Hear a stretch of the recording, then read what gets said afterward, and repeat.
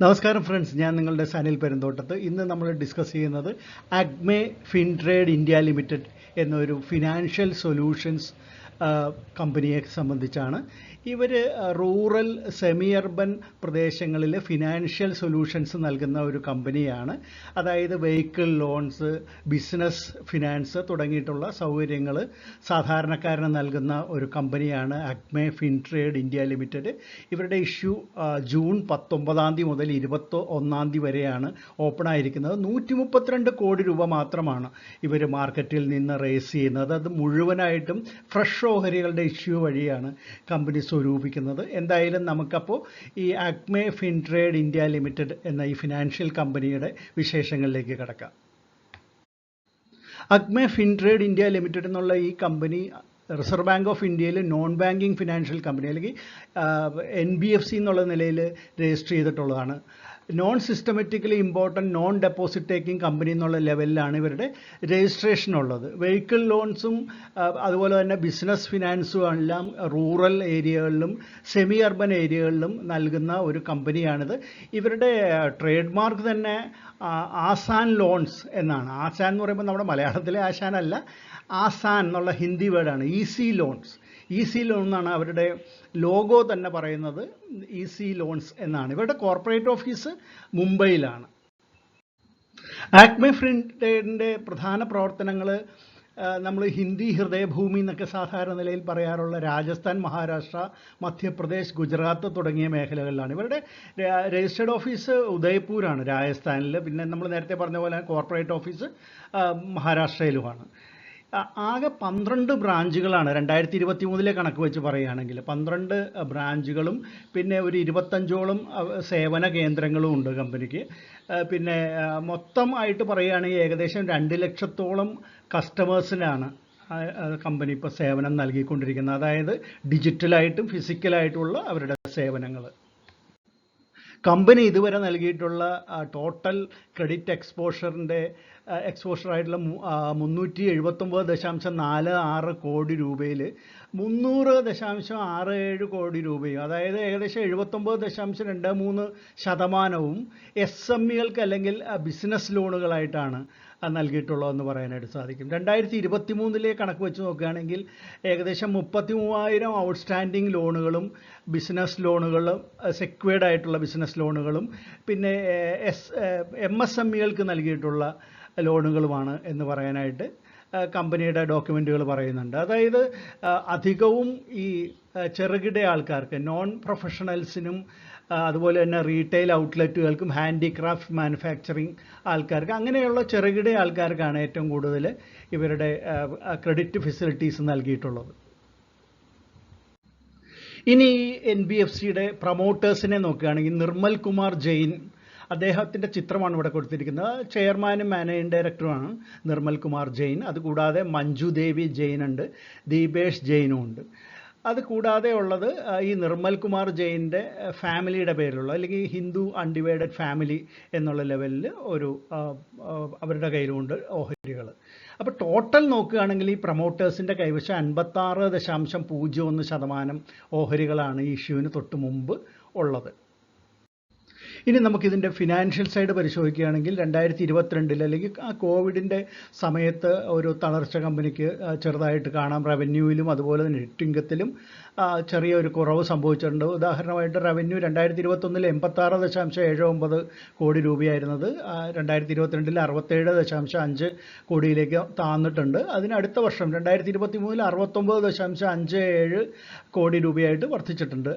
അടുത്ത ഫിനാൻഷ്യൽ ഇയറിൽ 2024 ആദ്യത്തെ 3 ക്വാർട്ടറിൽ 53.45 കോടിയിലേക്ക് ഫസ്റ്റ് 3 ക്വാർട്ടേഴ്സിൽ എത്തിയിട്ടുണ്ട്. ഇനി നെറ്റ് ഇൻകം നോക്കുകയാണെങ്കിൽ അതുപോലെ തന്നെ 2021 16.31 കോടി രൂപയാണ് അറ്റാദായം. 2022 4.12 എന്നുള്ള ലെവലിലേക്ക് അതൊന്ന് താന്നിട്ടുണ്ട്. എന്നാൽ 2023 15.8 എന്നുള്ള ലെവലിൽ അത് വർദ്ധിച്ചിട്ടുണ്ട്. ആദ്യത്തെ 3 ക്വാർട്ടറിൽ ഈ വർഷം 12.25 കോടി എന്നുള്ള ലെവലിലേക്ക് മാറിയിട്ടുണ്ട്. അതായത് റവന്യൂവിൽ 2022 നിന്ന് 2023 വരുമ്പോൾ ഏകദേശം 3% വർധനവാണ് ഉണ്ടായതെങ്കിൽ അറ്റാദായത്തിൽ 283 0.5% ഉയർച്ച 2022 നിന്ന് 2023 വരുമ്പോൾ നമുക്ക് കാണാനായിട്ട് സാധിക്കും. മറ്റ് വിശദാംശങ്ങൾ പരിശോധിക്കുകയാണെങ്കിൽ EPS 4.98, P ratio 24.08, return on net worth 9.25%, NAV 64.6 per ഷെയറുമാണ്.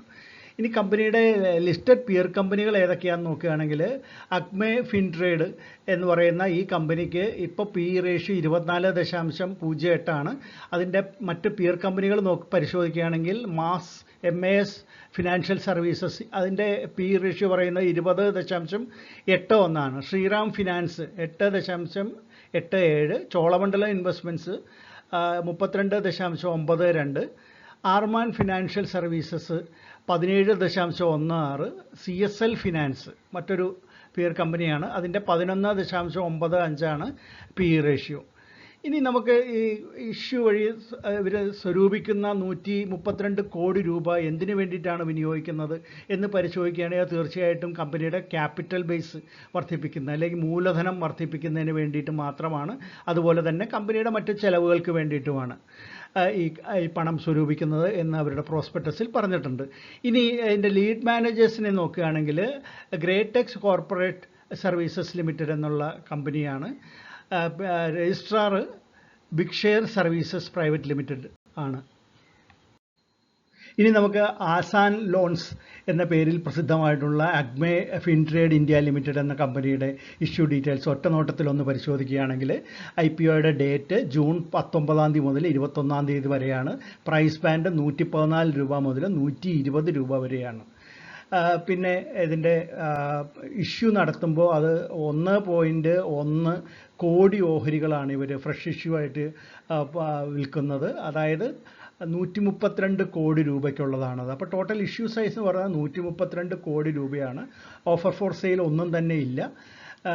മറ്റൊരു കാര്യം, ഇതിൻ്റെ മിനിമം ബിഡ് റീറ്റെയിലേഴ്സിനെ സംബന്ധിച്ചിടത്തോളം 125 ഷെയർസാണ് ഒരു ലോട്ടെന്ന് പറയുമ്പോൾ. അങ്ങനെ 13 ലോട്ട് വരെ അപ്ലൈ ചെയ്യാവുന്നതാണ്. ഇതിൻ്റെ ഫേസ് വാല്യൂ എന്ന് പറയുമ്പോൾ 10 രൂപയാണ്. അപ്പോൾ ഈ 10 രൂപയുടെ ഏകദേശം 12 ഇരട്ടിയാണ് ഇതിൻ്റെ അപ്പർ ബാൻഡ് എന്ന് പറയുന്നത് 120. റീറ്റെയിൽ അലോക്കേഷൻ 35% ഉണ്ട്, റീറ്റെയിലേഴ്സിന് നൽകുന്നുണ്ട്. ഇത് 24 ആയിരിക്കും, ജൂൺ 24 ഇതിൻ്റെ അലോട്ട്മെൻറ്റ് വരുന്നത്. NSEയിലും BSEയിലും ലിസ്റ്റ് ചെയ്യുന്നുണ്ട്. ലിസ്റ്റിംഗ് മിക്കവാറും ജൂൺ 26 ആയിരിക്കും. ഇനി ഇത് വാങ്ങണോ വേണ്ടയോ എന്ന് ആലോചിക്കുന്നവരോട് പറയാനുള്ള ഇതൊരു അതിൻ്റെ ഏണിങ്സ് പരിശോധിക്കുമ്പോൾ ഇതൊരു അഗ്രസീവ്ലി പ്രൈസ്ഡാണ് 114, 120 എന്നുള്ളത് എന്ന് പറയാനായിട്ട് സാധിക്കും. ഇവർ ഡിവിഡൻ്റ് ഒന്നും ഇതുവരെ കൊടുത്തിട്ടില്ല. എന്നാൽ വലിയ ലാഭത്തിലേക്ക് വരുമ്പോൾ കൊടുക്കാനുള്ള സാധ്യതയും തള്ളിക്കളയാൻ പറ്റില്ല. പിന്നെ മറ്റൊരു കാര്യം, ഇതിൻ്റെ ഓപ്പറേറ്റിംഗ് സിസ്റ്റം ഫിനാൻഷ്യൽ സർവീസ് സെഗ്മെൻ്റാണ്. അപ്പോൾ അതുകൊണ്ട് തന്നെ വളരെ കോമ്പറ്റീറ്റീവാണ്. നമ്മൾ കണ്ടു അതിനിഷ്ടം പോലെ പിയർ കമ്പനികളുണ്ട്. മാത്രമല്ല ഇതിൻ്റെ റെഗുലേഷൻസ് എല്ലാം പലപ്പോഴും പെട്ടെന്ന് മാറിക്കൊണ്ടിരിക്കുന്ന RBIയുടെ റെഗുലേഷൻസ് എല്ലാം ഇതിൽ വരുന്നതുകൊണ്ട് ഷോർട്ട് ടൈം ഇൻവെസ്റ്റേഴ്സും ചെറുകിടക്കാരും ഇതിൽ നിന്ന് മാറി നിൽക്കുന്നത് തന്നെയാണ് നല്ലത്. എന്നാൽ ലോങ് ടേം ഇൻവെസ്റ്റ്മെൻറ്റ് പ്രതീക്ഷിക്കുന്നവരും അതുപോലെ തന്നെ ഫണ്ടിന് ഇപ്പോൾ ബുദ്ധിമുട്ടില്ലാത്തവരും ധൈര്യമായിട്ട് അപ്ലൈ ചെയ്യാം എന്നാണ് എൻ്റെ വ്യക്തിപരമായിട്ടുള്ള അഭിപ്രായം. ആസാൻ ലോൺസ് എന്ന ബ്രാൻഡിൽ അറിയപ്പെടുന്ന അക്മെ ഫിൻട്രേഡ് ഇന്ത്യ ലിമിറ്റഡിൻ്റെ IPO വിശേഷങ്ങൾ നിങ്ങൾക്ക് ഇഷ്ടപ്പെട്ട് കാണുമെന്ന് വരുന്നു. ഇഷ്ടപ്പെട്ടെങ്കിൽ തീർച്ചയായിട്ടും ആ ലൈക്ക് ബട്ടൺ പ്രസ് ചെയ്യാൻ മടിക്കണ്ട.